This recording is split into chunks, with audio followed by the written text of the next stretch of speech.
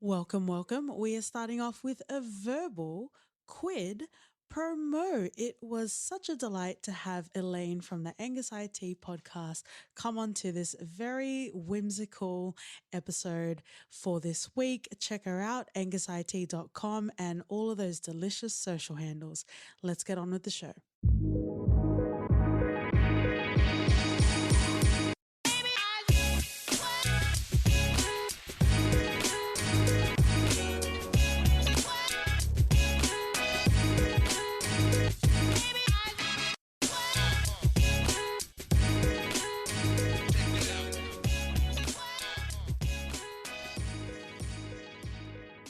Meet me at the ballroom. Bring along your dog and your tally of burns because this week we are covering the 1997 Anastasia today. Nice. Welcome, welcome, welcome to the For Your Reference podcast. You got your host, Katie. And OT. And we have the most elegant, the most delightful of guests to join us on this delightful coming of age story. Would you like to introduce yourself?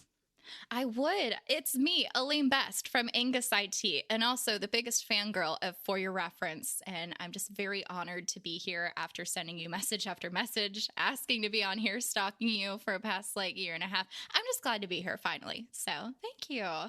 Thank you so much. And unfortunately, fortunately, you're not the first guest to say you've barged your way into here, and we really much appreciate it. So let's quickly get into the stats. We have directors Don Bluth, Gary Goldman, writers of Susan Gouffier, Bruce Graham, stars Meg Ryan, John Cusack, Christopher Lloyd, Hank Azaria, I guess if you want to mention him, but not his Simpsons him. Box office, we have $50 million and it had a cumulative worldwide gross of $139.8 million. Wow, it did quite well, more than I expected. Damn, OT is coming out with Wow. the fire. We haven't even Okay. started with first impressions. Well, like the most learned of guests, I guess this is where we start. OT, since you're ready to drop your mixtape, let's start off with our first impressions. Anastasia, I think we are all in the same realm of thinking we're young, but not being able to understand TikTok young. So this was kind of our age range when Anastasia came out. So have you watched it before? How did you feel watching it in your adult life? Just generally, what were the feels? Because if you would like to check out, or if you have checked out, we do have a Lion King episode where OT talked a lot about the feels of it. And I guess if there are any feels for Anastasia. So this was my first time watching it. I've heard of Anastasia, but I'm not sure why I didn't even bother watching it when it came out or throughout my whole life up until now. We learned about the Russian Revolution in school, and I think part of that played a part in me not watching it. Uh-oh. No, because I'm from Kenya and it has its issues with some autocratic nonsense that goes around and bettering the 1%. And I was like, do I really want to watch a family that were essentially that? And as sad as what happened to them was, I don't know, I just didn't feel like I want to involve myself in all that. But watching it yesterday, it was really nothing like that. And I think they didn't try to make it seem as if it was something that it's not. And I appreciated it for that level. I loved Once Upon a Time in December. It was really it's one of the best tunes I've had. And I think at the end of it, just I felt okay, that wasn't as bad as I thought it would be. And it's an okay movie, you know? Is anyone else experiencing whiplash from that 360 of OT? Wow. We are full of dimension in the For Your Reference household, and I thought we were going to get OT in the Shrek episode, where he was very grumpy, but I guess we'll see. But music can turn you all the way around. Let's continue with myself. Lion King, Mulan, and even Aladdin were in heavy rotation when we were in our childhood. I don't think we even had the VCR tape of Anastasia. Whether we could afford it or not is a story for another sad KT time. But we really just kind of watched those Disney movies growing up. I've heard of the name, like you said, but I never really, I don't think I even watched like parts of it. Yeah. Either. I just knew that it was there. And it's interesting that it came out in 1997 because it is one of the more serious sort of Disney stories for like younger sort of kids. And even watching it now, as much as I enjoyed it, it did feel like I don't know how I would have received it as a kid. Because there were magic elements to it. So I guess it could, stretch that imagination as well. But it was fucking dark, man. And, even reading that this isn't like the full, it's not the full Snyder cut version of the Romanov history.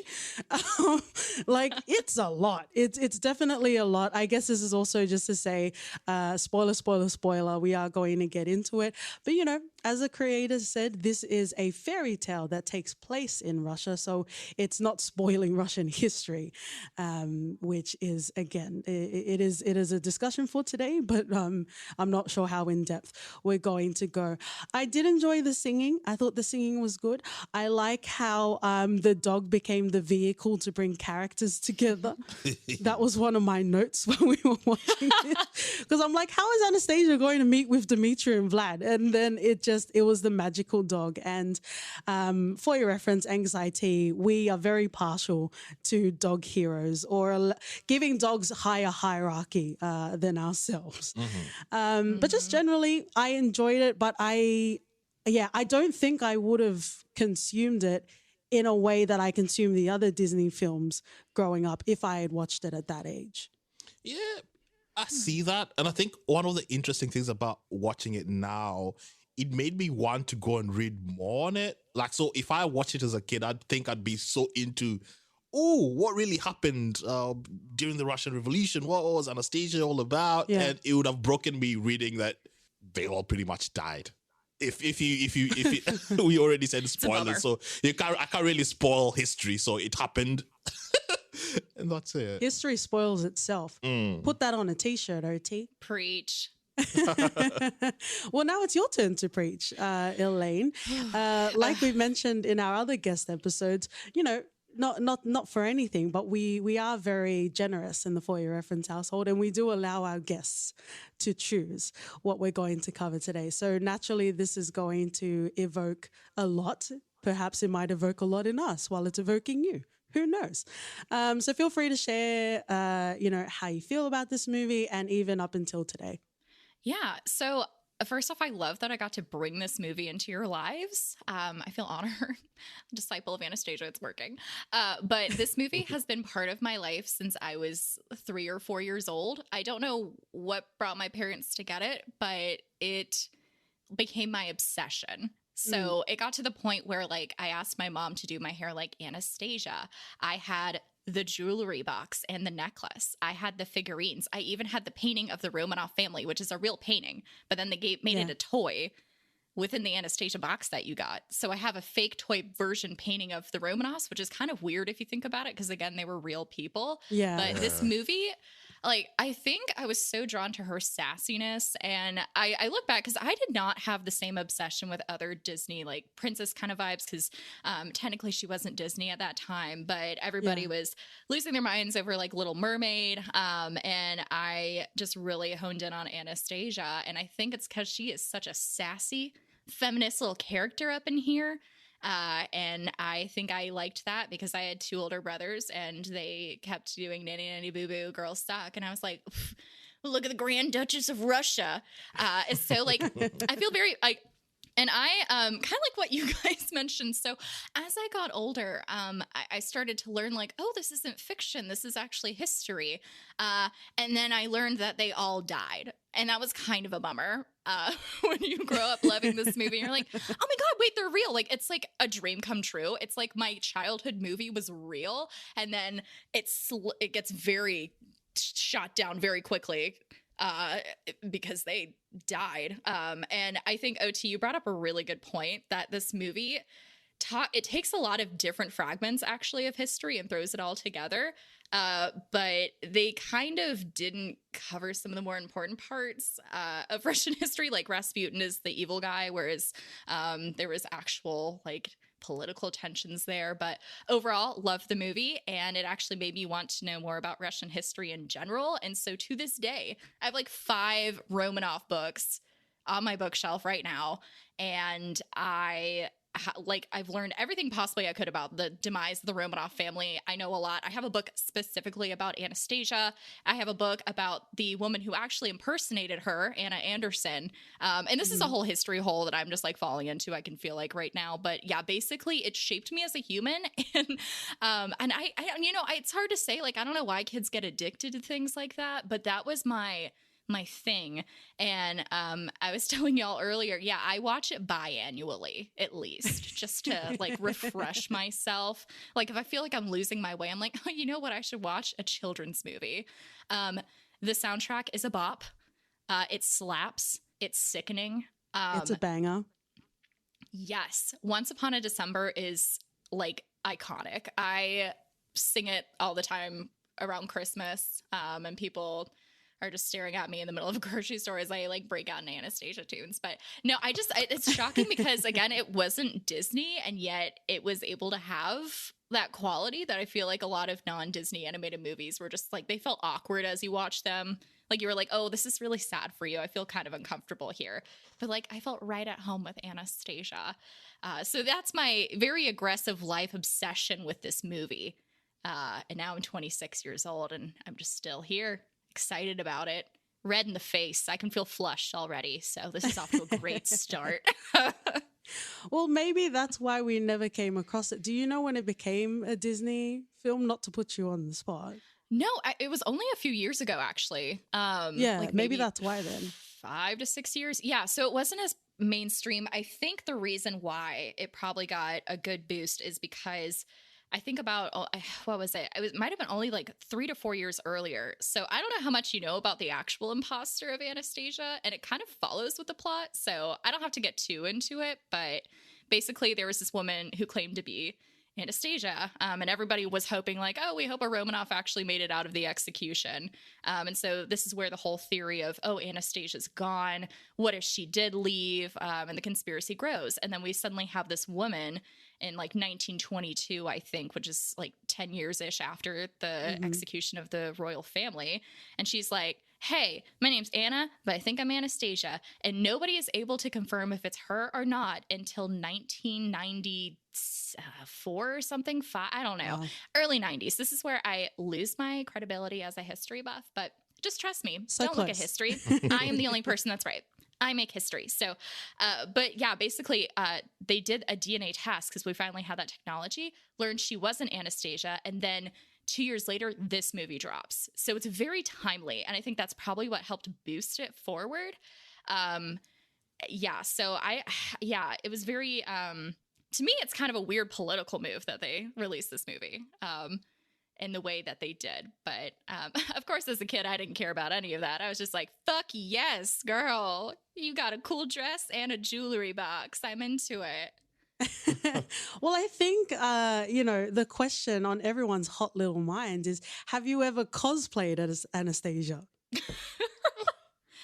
Look, what I do at night on Saturdays on a webcam is between me and my clients, okay? And what you do on a Tuesday night is available for everyone. Yes, actually. You know what? Like, if you think about it, though, again, like I asked my mom every single day, can you do my hair like Anastasia? And I just don't know, at that point, is it cute? Is it weird? What's going on with you? So I don't really know where I landed with that. I never went as her for Halloween, which is shocking to me now that I think back on it. But I guess that's because I embodied her every single day of my life. So, yeah. Yeah, because naturally you were her, so you didn't need to put on a costume. We were one. I was Anastasia, really, which I would like you to refer to me from here on out. That's a great idea, actually. Whew. And take some notes. It received more nominations than Hercules, which was Disney at the time. It was one of the few non-Disney, non-Pixar animated movies to be nominated for an Academy Award since An American Tail, which was in 1986. So lots of plaudits for Anastasia on the podcast and also in real life. So let's start off talking about the movie generally. Let's talk about Anastasia as an actual character. Feel free to pepper in some like historical sort of stuff. I do want to unpack in every sense of the word the comment that you mentioned that she was a feminist, or at least for the time. Mm-hmm. Oh, let's not deduce it. She's a feminist. So would you like to expand on that a bit more, Elaine? I would love to. Yeah. So this is one of the few movies I feel like when I look at the other ones where I was growing up that Anastasia doesn't necessarily have to be saved by a guy. And we'll get probably to that part later. But like, even though Dimitri comes and helps her, like she's still the one that saves herself.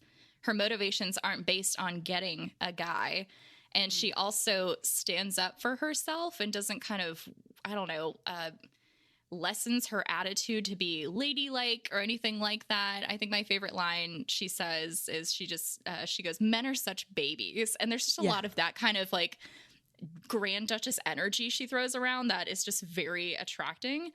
And I think that because of that too, and she's like a little more rough, like she isn't all prim and proper and cutesy.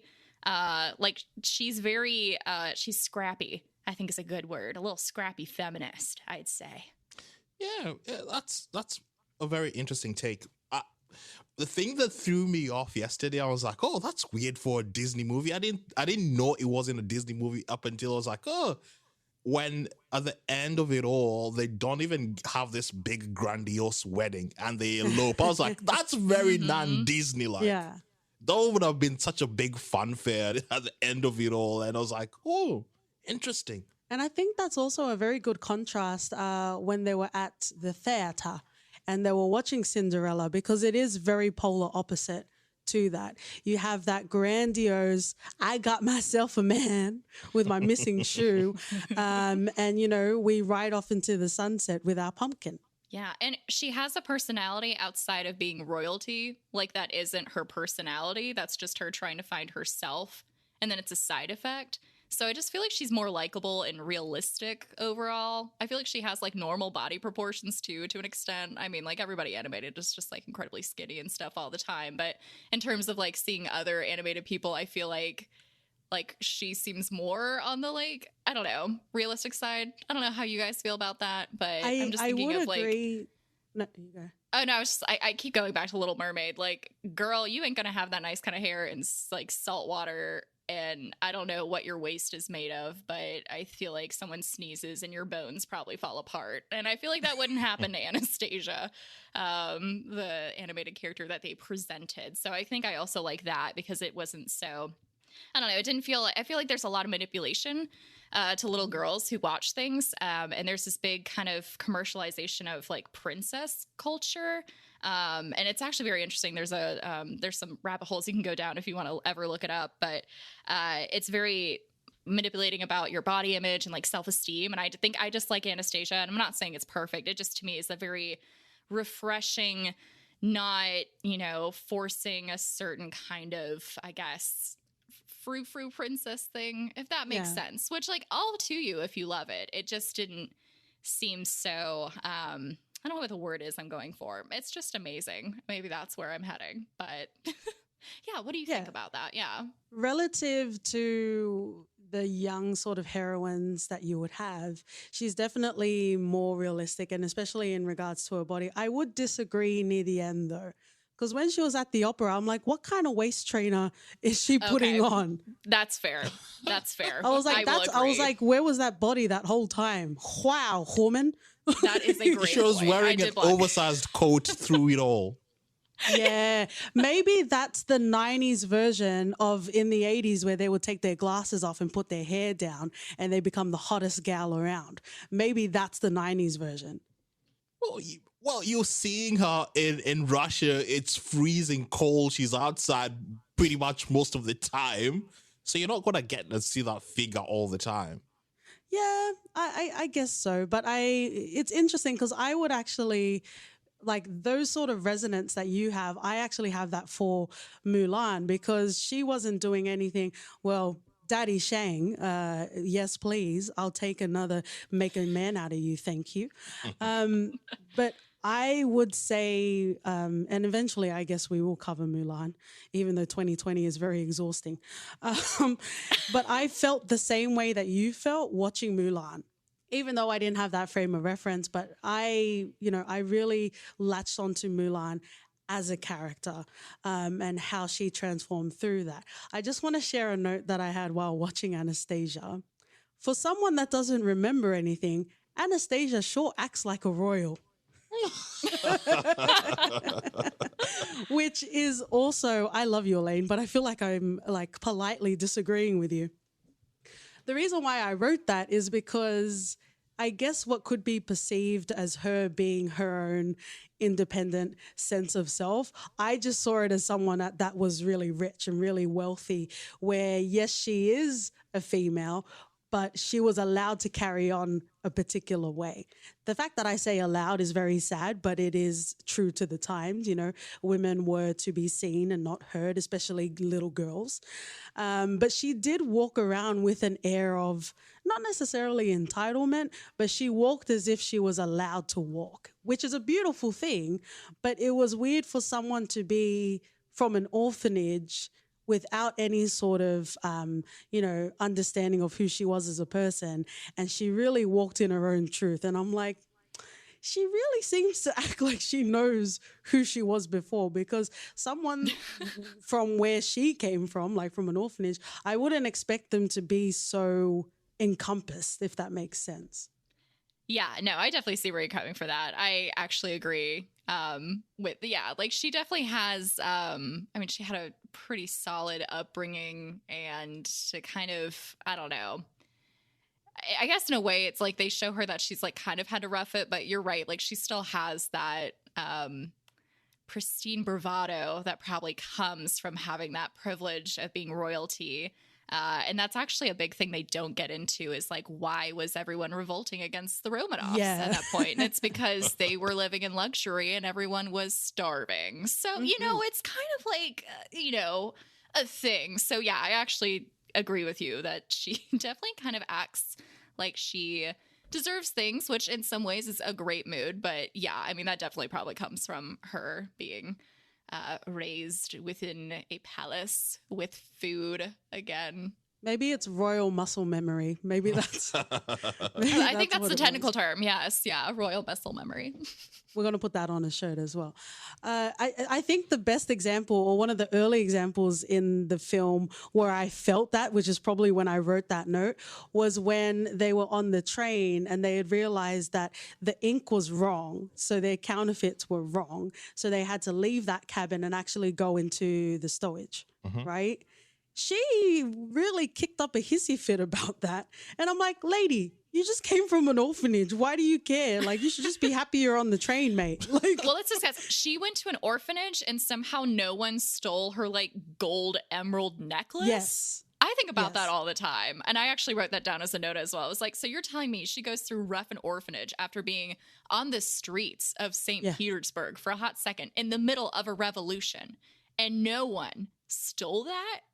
And like somehow someone got her a job. They didn't have to. They could have been like, you're 18, bye. But they like got her a job, and she's like, I don't know if I want to go to the job though. Maybe I should follow my hopes and dreams. And this isn't to bash my girl, but like, yeah, like there's a bit of, I don't know, you're in like KGB Russia now, and there's just, these are some pretty solid opportunities that have been handed your way. And, you're kind of not, I don't know if appreciative is the right word, but very stubborn, determined teenage royalty vibe, I guess. Yeah. And I think I think if we can get meta for a second, I think it's also the rating that restricted it from the depth of, the reality. I was saying to OT when we were watching it, aside from the aesthetics, like the very distinctive like Russian architecture, you could have plonked this story in anything from the sense that they don't really scratch beneath the surface. I would have liked to have known more about Rasputin and what he actually did and the demise and, all the treachery. I'm all about the treachery around here. But I guess that's the restriction on the rating. Like you want to be able to have this for kids, but also at the same time, a lot of the motivations can come off very, not necessarily superficial, but you don't really get those layers of complexity. And I guess that's what I would say. Maybe the qualms that I had are more so the fact that it is geared towards kids. So they can't really, as much as 3 or 4 year old Elaine was watching this, yeah. I'm sure you didn't learn at 3 or 4 that they all fucking died. No. And Rasputin died, and I think he got thrown into a river or something. Yeah. Like no. that's not something for kids.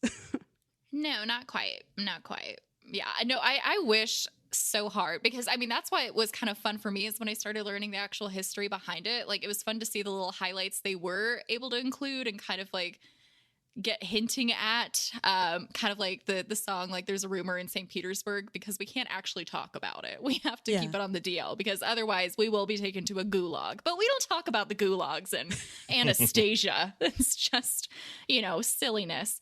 But yeah, I mean, I feel like, you talk about Rasputin, he is a weird ass guy in real life. So in a weird way, he kind of fit as like, if they were going to choose a villain, I was like, yeah, that's fair. He was weird. He smelled bad. He had the same haircut. He was weirdly in the ear of the Empress. People felt uncomfortable and they hated him. So I was like, okay, fine. If he's going to be the villain, sure. I feel it. And he's like one of my favorite villains. And I guess, this wasn't a Disney film at the time, but I also made a note saying that, I guess it's not Disney, but I did make a note saying Disney really animating the villain, so you're 100% sure of who the villain is. Yeah, he was not pretty. Was he supposed to be Russian? Because he didn't look like everyone else. Or was it just to magnify his evilness? I don't know. Like, I think, so if I recall, Rasputin, so he's supposed to be a monk. And this is this is a qualm I do have. It's not clear why Rasputin has to be the villain and like why he's so mad at the Romanovs. Like, I know that, like, I think he was supposed to be banished or something, but like it didn't seem too bad. And no one really said why. And then he just comes back and he's all like, I'm gonna curse your family line, break a fucking chandelier, and then peace off to the demon world. I don't know. It seemed a bit much. But he very much has, let's make him look as dead as possible, even when he is alive. And, he's not this cuddly, cute Russian just walking around. I don't know. I have no idea. But that's a choice. I'm sad I didn't ever dress like Rasputin. I should have asked my mom to do my hair like that more often. It would be a Rasputin reference affair. I don't know why people allow me to speak on this podcast, but you know what would make a great live action? I think Anastasia would be the perfect candidate. Oh, absolutely. Oh, yes. If you wanted a grittier movie than like they wanted to do Mulan, I think Anastasia is just the perfect fit. Would you keep Rasputin in it? Because Elaine, feel free to share, but from what I could see, the musical didn't include Rasputin. So, OT, would you think Rasputin and magic should be in the live action, or do you think they should keep it a bit more grounded? More grounded. Rasputin wasn't really the main evil anyway, so say get rid of Rasputin and keep Once Upon a Time in December. Any way possible, keep that in. Forever. Elaine? Just actually an hour and a half of just Once Upon a Time in December. I can't even say it right. I'm just flustered. Keep in all of the songs on a loop with a black screen and I'll be happy. But no, yeah, I feel like they have so much they could do. I agree. Keep it grounded. And like you said in the musical, they do actually have the villain, so to speak, be a guard in the KGB, I believe. And he's trying to like take down Anastasia once he learns that she might have lived. And they play more with the politics, but the musical is still able to have kind of a light feel to it. But I feel like they talk more about the repercussions of if Anastasia comes back, what does that look like for all of Europe? Because like that would change a lot of things. But I'm so here for it. I am ready. I will audition for every single role. Like even if I'm Bartok, I'm ready. I think I'm sassy enough. I got the hip moves. I will probably cry and I might be dead at the end of it. But I will do anything to make that happen. A Norbert-esque Elaine playing everyone in Anastasia. I could do it. It's everyone's worst nightmare. Like everyone, like other people have been so excited for years, and then they just see me and I'm just like wearing a mustache, and then I'm wearing some awful like paint job to be a tiny bat. Oh God, I love it. The possibilities are endless, friends and lovers. From what I could read, and I think what we've all read, no matter how learned or how IMDb triviaed, Rasputin wasn't even alive. They just didn't want to make it too political, so they just inserted him. I guess let's talk a little bit about the magic, because that kind of surrounds Rasputin, and I think that also is supposed to explain how he comes back to life as well, or at least it's another way to take some steps away from the political sort of reality that it is so woefully trying to not acknowledge. But I guess some questions I have is, how does the magic work? Why wasn't it able to find her in general? Because I would think that the magic will be powerful to find you anywhere in the world. And is it a proximity thing? I think they sort of they sort of insinuated of the truth of what happened, because we see Rasputin fall into the river and he is a living corpse. So the fact that he's decaying is a reason why the spirits or whatever, the magic, that Anastasia is still alive and his sort of cast isn't complete yet. They insinuated to that, or at least he said that to Bartok when they met the first time. So you're saying the magic is symbiotic? Because I thought the magic existed independent of Rasputin, because it activated it before we even knew that Rasputin was still alive. Or you're saying off screen he activated at the same time the magic chalice. It's not even a fucking chalice. It's a $2 chalice from For Your Reference. The test it's a shit ass glow stick. Yeah. Well, Bartok had the glow stick, and when they saw Anastasia, so I think maybe it's a proximity thing rather than it going out and looking actively for whether or not Anastasia lived. And the fact that it's still there just meant that there's someone still alive and the cast isn't complete. So it just stayed dormant until it was in close proximity and then activated. But shouldn't it have been active for those whole 10 years if she was still alive? That's what I'm not understanding. Elaine, we are drowning in waters we cannot get out from. I am drowning there with you, because I'm just thinking, like, if you've got Satan on your side, wouldn't you have a lot of power? But I think, honestly, Rasputin died, and then in that, like, weird underworld thing, he just got lazy. He's like, I don't know. I probably got all of them, maybe.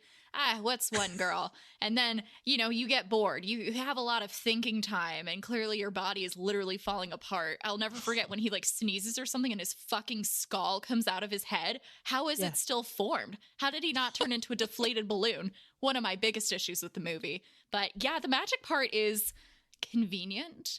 But I'm going to go with a shit glow stick that only works when Romanov blood, I guess, is really close by. And I mean, because who knows where in bumfuck Russia she ended up in that orphanage and stuff. But interesting that the bat just like, because Bartok isn't, I don't know, I feel like with like Iago, right, in Aladdin, like he's very, very good henchman and then he turns good. But like, I feel like Bartok is just not a good henchman. He's just there. He's lonely. And so I guess this glow stick thing is all he has, the demon Satan power that this bat is just casually holding. And then, I don't know, he like literally gets dragged into it. So yeah, the powers to me don't quite make sense in that realm. Well, speaking of not making sense, from what I could see, 2 years later, Bartok the Magnificent was released. And I must ask, Elaine, is this also part of your collection of Anastasia Love Fest? We don't fucking talk about that shit here. If I Because wanted I a also sequel, noticed we didn't like- even mention Bartok up until now either. because he's so like, I mean, like, okay, he has one great line, and it's when he's talking to Rasputin about how, like, yes, he, like, you have this satanic power, but I, a tiny bat, would totally go after her. I give her a ha, a hey-ya, and a hey-ya, and I kick her, sir. Why can't the bat just do it? But otherwise, he's just kind of bland. And that might be a hot take. I think people love Bartok, but let's lay out. If you're going to make a sequel about this movie that has a lot of ways you can go more in depth, I think, and still even be child friendly if you want to explore more of it, you know what I don't fucking want is a fucking bat that falls in love with some bat that's pink, which is supposed to signify that she's a lady lover and not that she has some weird fucking disease. Do you think I want that plot? I don't. I don't. Why would I, of all the things you could focus on in all of Russian history, it is huge. It is weird. There have been more than one impersonation attempts. Like, there was a dude named Dmitri, like, back in the, 1400s or something. Mm-hmm. And he was like, I'm the king right now. And then he died. And then casually a couple years later, someone's like, oh, it's me. I came back. And everyone was like, yeah, I guess. And then like a year after that, they were like, wait, you're lying. And he's like, you're right. Bye-bye.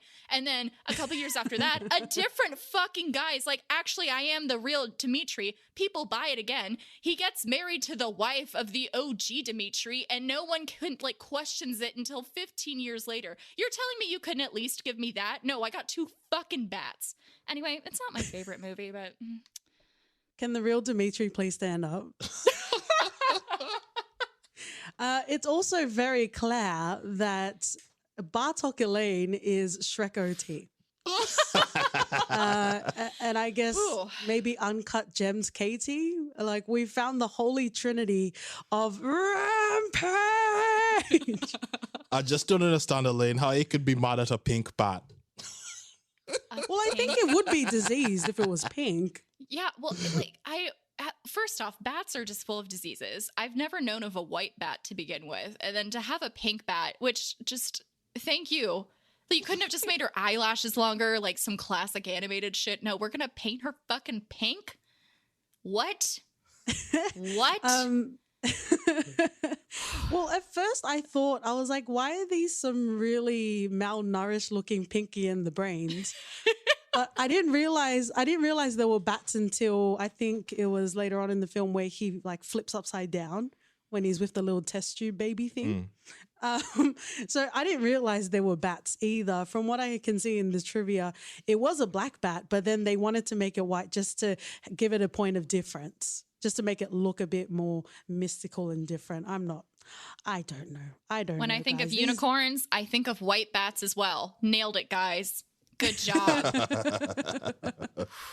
Wow, I am loving this side of you. This is great. Why does Bartok get to talk, but Puka doesn't? Puka is the real like MVP of the animals. Why wasn't Bartok a bear? Can we discuss Russia? Bears? Cute.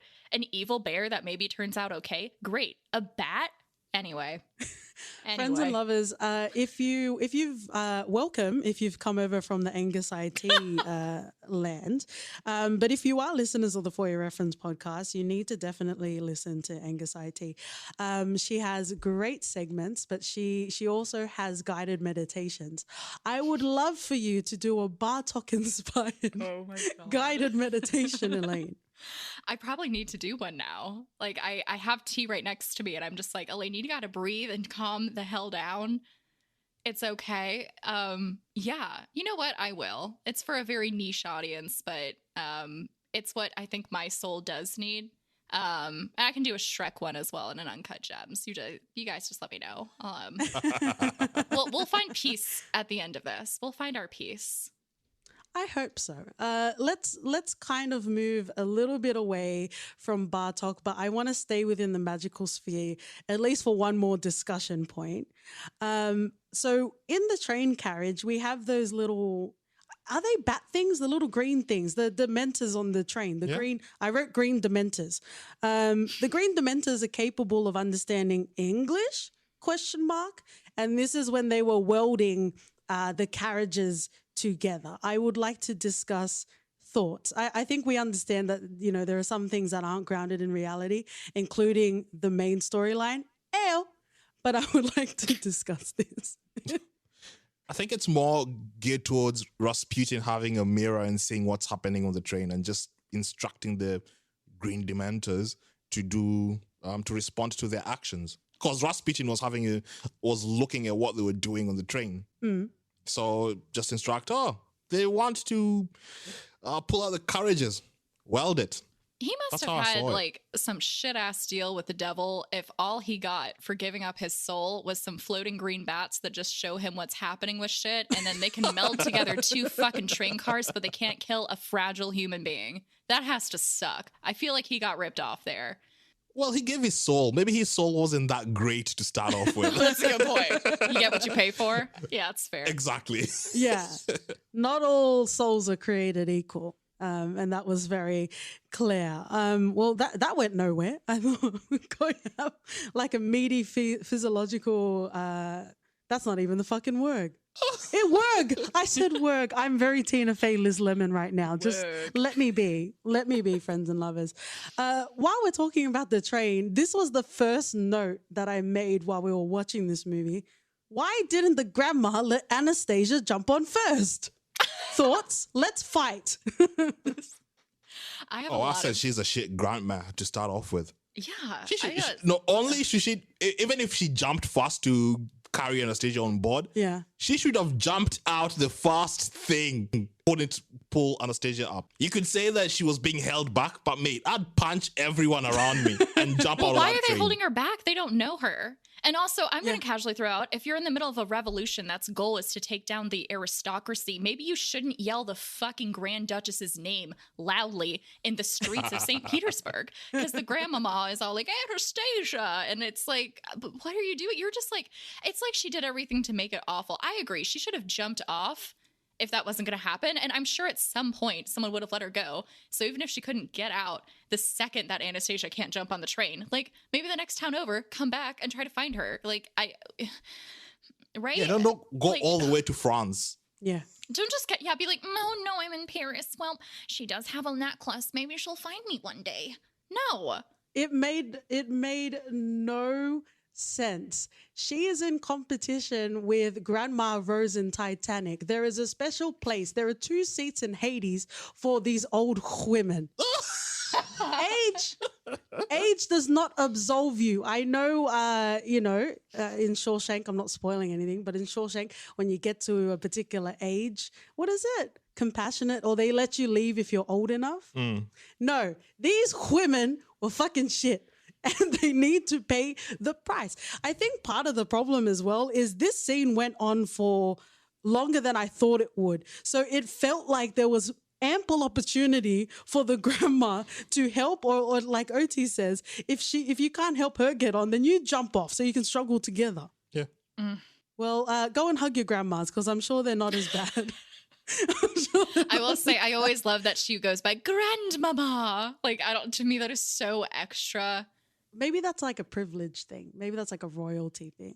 Oh, maybe like Papa, Grandmama.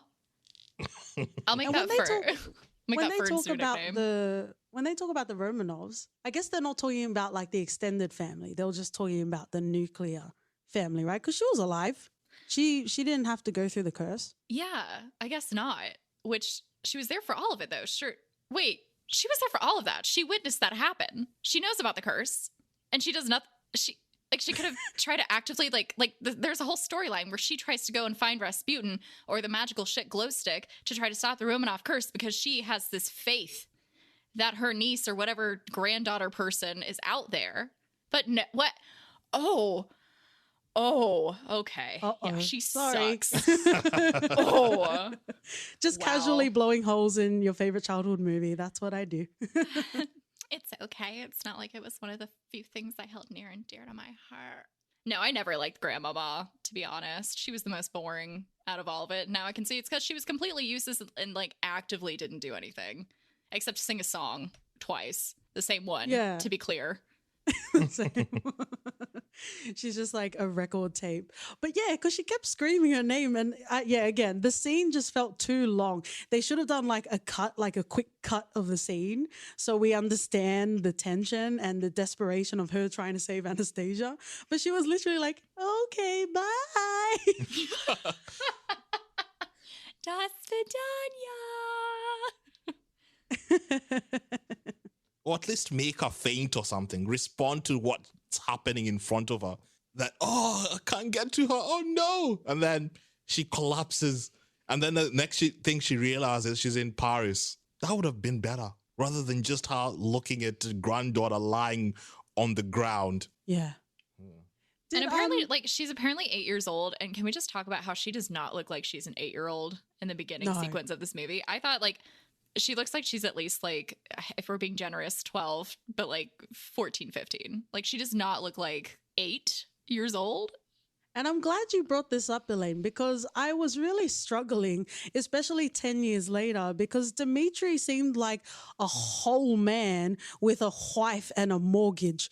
And I was getting really confused why he kept, because even when they're on the train, he was sitting way too close to her. And I also didn't understand how old she was as well. And I was assuming she was maybe 18-ish, but I didn't know how old Dimitri was. And I guess this is just undoing all of my cinephile critic credits that I might have. But it took me a while to realize that he was the boy from the kitchen, right? And I guess that would have connected the dots and I would have realized that he was of age or they were of the same age. But he just came off as much older. And it just felt, I was like, even when I think it's when he was grabbing her off on the train and they were having a moment where it was a will they, won't they kiss moment.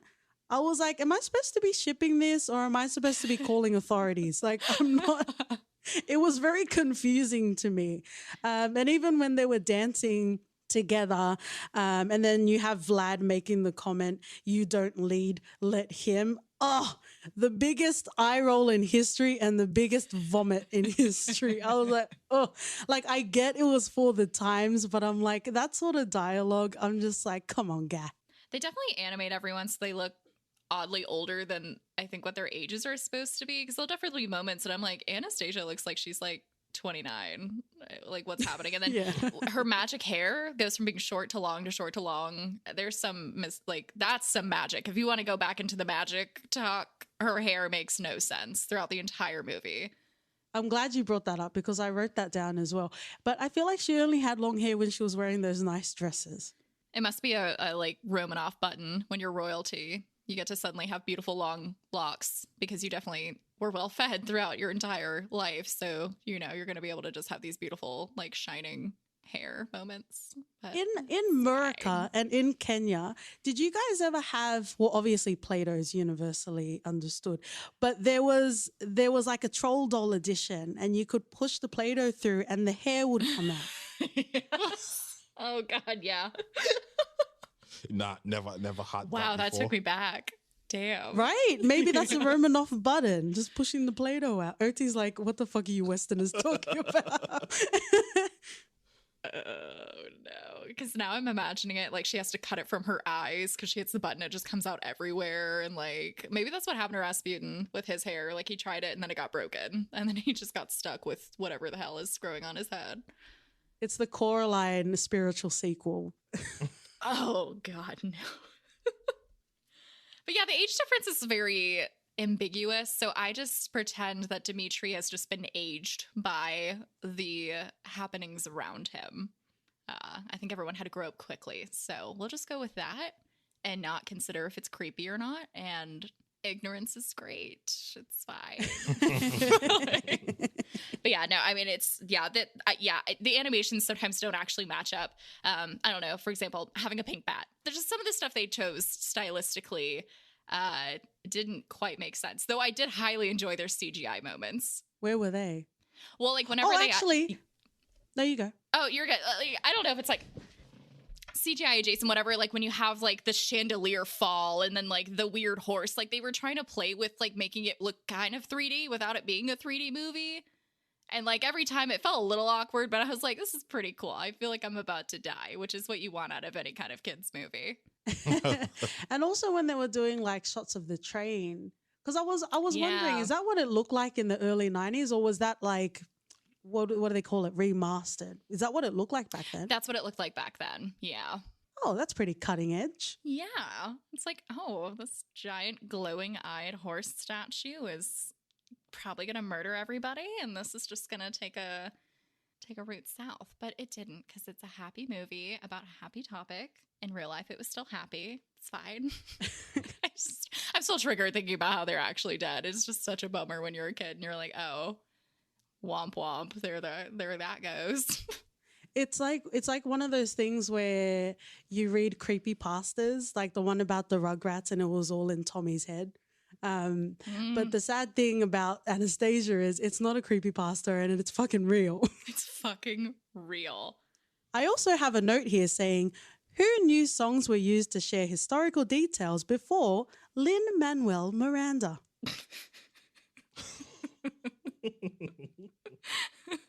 Oh, yeah. I was like, oh, actually, they give a lot of details, and usually in musicals, I'm sort of guilty of this. I sort of tune off. I don't Oh, know. if you'll pardon the pun. No, it's just a thing. It's a thing that even as a child, I never really got into musicals, and every time a musical would come on, I'd just be like, ding ding. I just tune out, I zone out, and continue. But yeah, it really did play a big part in this. Because I feel like if I had watched this movie multiple times, I would have learned something. But not to the rapping pace of Hamilton, but there was definitely a lot of details that were divulged. And I'm like, if I watch this again, I'll probably learn something. But it's just sounding like words right now. Yeah, I didn't even like actively notice until 2 years ago that at the end of the movie when Anastasia is sitting with her grandmama and they're like talking about the family and how they'd be happy they were there. And I didn't know that they were talking about a dead family. I didn't know that like she just quickly accepted like, oh, I finally know who I am. Oh, my whole family's dead. Okay, well, I guess I'm good. Like I just totally I did not process that. And they did it so like passed over. What's the word? They brushed it off. Yeah, like they kind of brushed it off gently of like, well, she just figured out who she is and her whole family's dead, but it's fine. That I, as an adult, didn't even notice it until the past couple of years. So they definitely did a good job tiptoeing around it and then just leaving these little details if you wanted to see the darker parts, I guess, the actual history. Yeah, I guess it was definitely an experience to experience is what I would say about Anastasia. But it really felt like, like being your parent telling you something but not telling you everything, but you're just living in your blissful ignorance of what you've been told and not what's really behind the curtain. That was my entire childhood. Now that I think about it, they could have told me at any point, and they didn't. I had to find out on my own. That must have been very worrisome for them, because you're loving this movie so much while your parents are just sitting back being like, should we tell her? Probably not. She's really enjoying all of her merch and her toy painting. Yeah, that must have put them in a really difficult position. But they could have tried to push another movie on me. Like I also loved Balto, but for some reason we never owned it, but I was obsessed with that movie. But they just were like, you know what?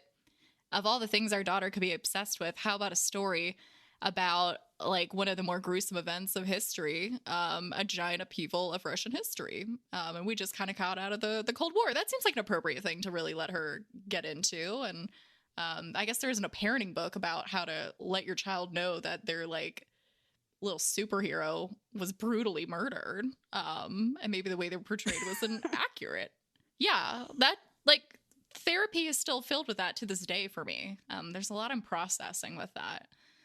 Oh, absolutely. But enjoy what you enjoy, despite all of my questionable notes that I wrote down while watching this. Apparently a working title for it was The Music Box.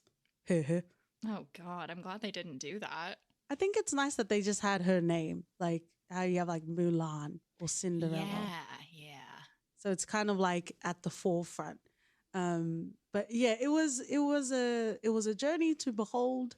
But I guess at the same time, going into this, I didn't really know a lot about Russian history. Going out of this, still don't know a lot about Russian history. I know too much, I feel like, at this point. Like, so Anastasia was actually 16 when all of this went down. So she was not 8. She was 16. Yeah, I don't know. Yeah. You have to go find the history. It's definitely not something that you can play in schools and be like, you're going to learn about this now. There's definitely a lot you have to dig. And that's why I, like in college, I was like, I'm going to learn everything I can about Russian history because this is already depressing to me. So I might as well know every single depressing facet about why my childhood like was a lie. And it's very fascinating. Russian history is incredibly weird, but it's, I don't know. Again, it's just kind of like, oh yeah, let's boost up somebody who, again, yeah, I don't know. They just avoid the whole revolution part, like we've said. And it's very, I don't know, interesting, timing interesting. But, oh well, now I know way too much about Russian history and I have nowhere to do it but on a podcast where I blab about it to you guys. So thank you for letting me have that outlet. Because I don't get to talk about this with anybody else because no one cares. They're like, I do not care, Elaine. I am eating Cheetos. Let me be.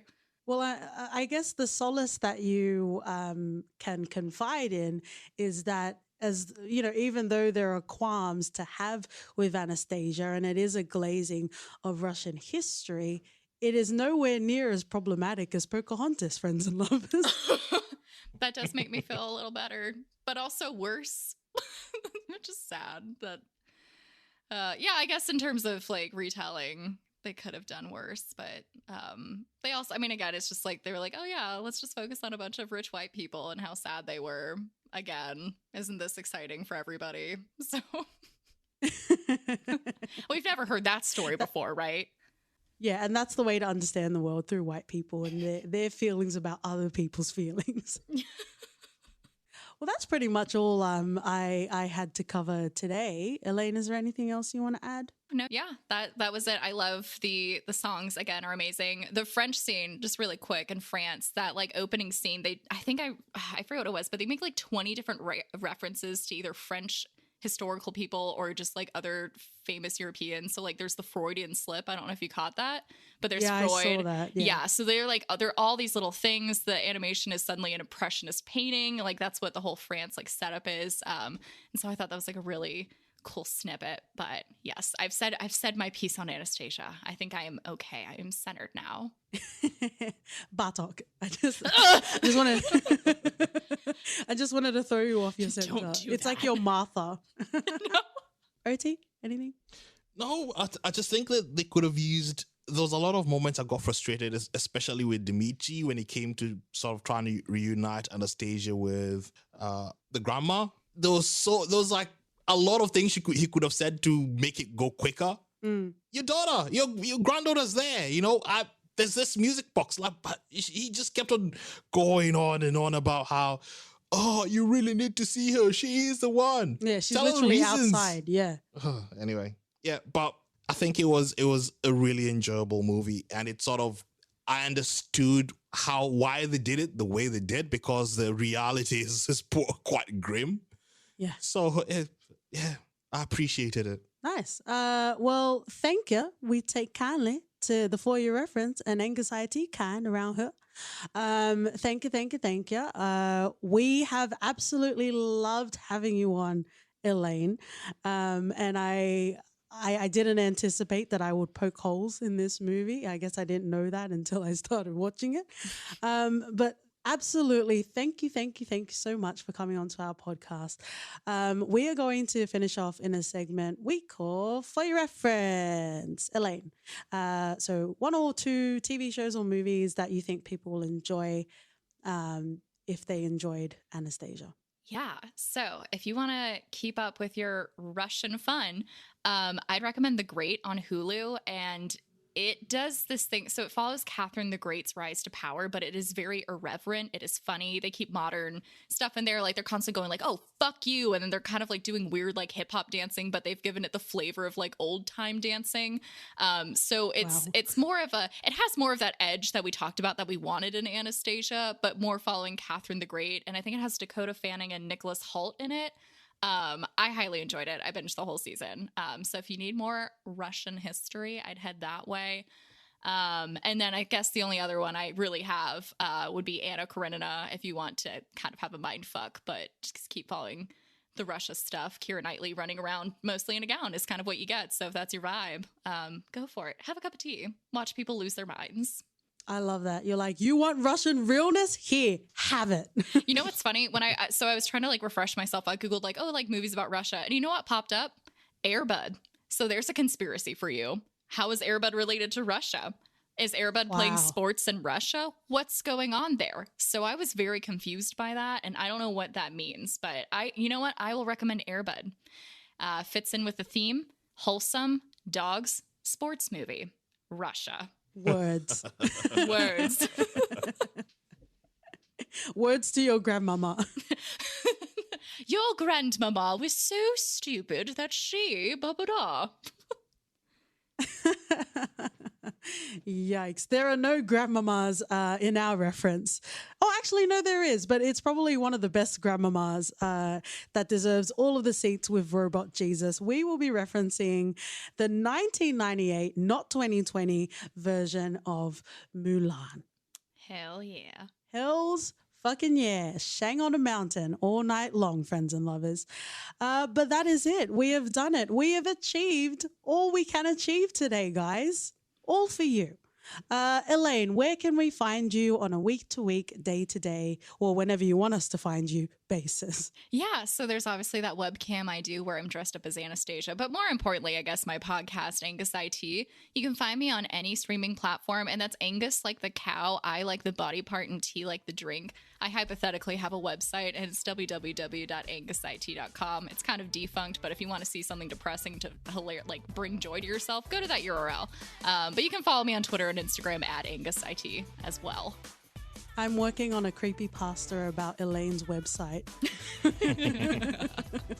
It's gone through if you so listen much. to a show. Yeah, if you listen to a show, you'll understand what we are talking about. But because we don't understand anything we're talking about, we are going to end it for this week. So thank you so much, guys, for tuning in. And we'll see you in another episode in either of our podcasts. See ya. Thanks for this journey to the past.